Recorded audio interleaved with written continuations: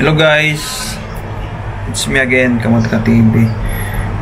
Thank you so much sa mga nag-subscribe sa YouTube channel ko. And sa mga hindi pa, ayan, mag-subscribe na. And for today's video is sasagutin ko lang yung tanong ng isa nating viewers. Is sabi niya, ano bang format ng resume sa Macau? SIM lang din ba sa Pilipinas? Ayan po, SIM lang po sa Pilipinas. At wala namang format yung mga resume dito sa Macau. Kahit anong gawin mo sa resume mo, kahit dagdagan mo yan.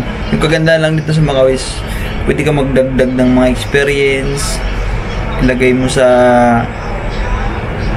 resume mo anong gusto mong experience, kung ano available sa Macau na trabaho, yun ilagay mo dun sa experience sa resume mo. Yun ang kagandahan. Pwede mo, tapos ikaw na bahala magkwento ko ng ano bang naging experience mo sa trabaho na yan. Sample, hiring is housekeeping, ayan, room attendant. Maglagay ka na dun sa resume mo ng room attendant kung yun mga available dito sa Macau ng mga trabaho. Ilagay mo na yung room attendant, tapos lagyan mo na kung ilang years yung experience mo na yun sa Pilipinas. Kung ilagay mo dyan 10 years ka experience room attendant, pasok ka nyan. 10 years, tagal lang.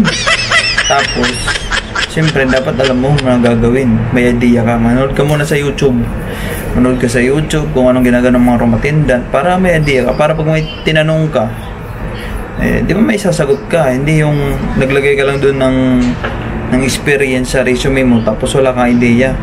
Wala, hindi pwede yan. Dapat may idea ka kung anong gagawin, anong mga gagamiting machine pag naglilinis ng kwarto, pagiging room attendant. Kasi pag wala kang idea, ibig sabihin sisinungaling ka. Dapat may alam ka. Tapos kung sample yung hiring naman is sabihin natin cleaner. Dapat lagyan mo rin ng cleaner doon. Di ba? At least may ka doon, lagyan mo ng cleaner.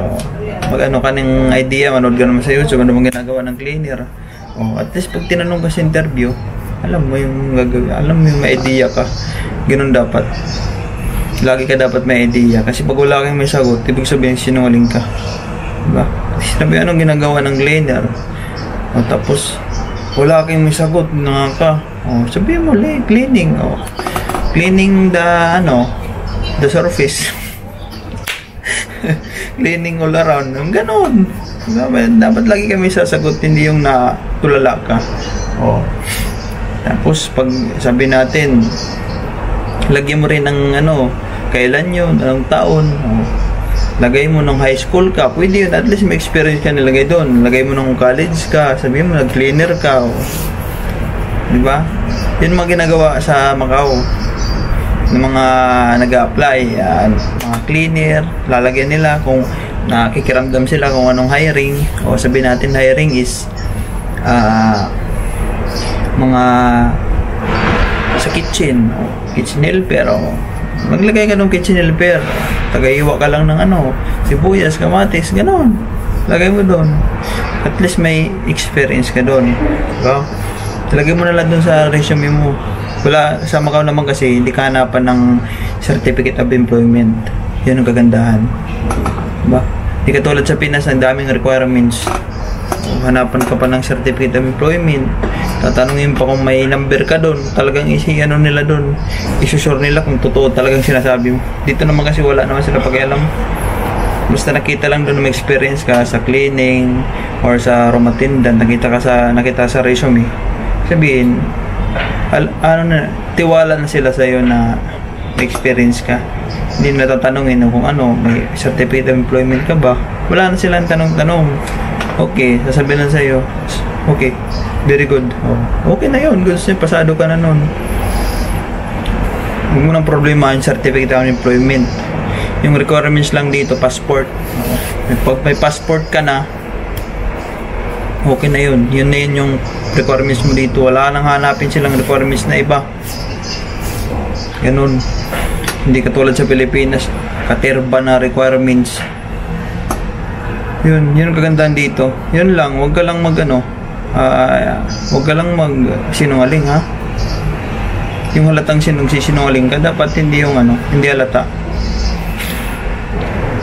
Kung anong nilagay mo sa resume mo, dapat alam mo yun, memorize mo yun. Kasi mamaya pag tinanong ka, kailan yun, tapos mali ni sagot mo. I-review mo muna yung resume mo bago ka pumunta sa interview, para pag tinanong ka doon about sa resume mo, alam mo ni sasagot mo. Ganun. Walang format dito. Basta lagay mo na lang kung anong gusto mong experience. Gusto mo, lagyan mo na lahat ng available na trabaho dito sa Macau. Cleaner, housekeeping, yan, room attendant, pares na yun, dishwasher, ano pa ba, mga yun, cleaner lang naman, dishwasher, mga ganun, o restaurant, yan, lagyan mo, nag-waiter ka, lagyan mo na lahat ng experience dyan, punuin mo yan. Gusto mo isang bond paper yun for experience. Oh. Yan, room attendant yun, yun dito sa Macau, sa hotel. In demand yan. Demand yan yung niyan na trabaho, room attendant. Kaya yun, number 1 nilagay mo dun sa mo, resume ito. Cleaner yan, lagay mo yan. Ganun lang. Yun lang guys, sana nakatulong.